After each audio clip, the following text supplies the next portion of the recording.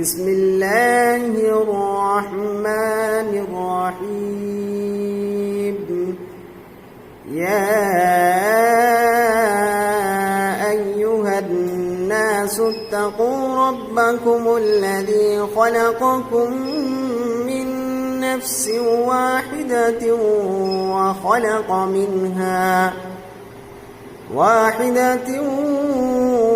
وخلق منها زوجها وبث منهما رجالا كثيرا ونساء، واتقوا الله الذي تساءلون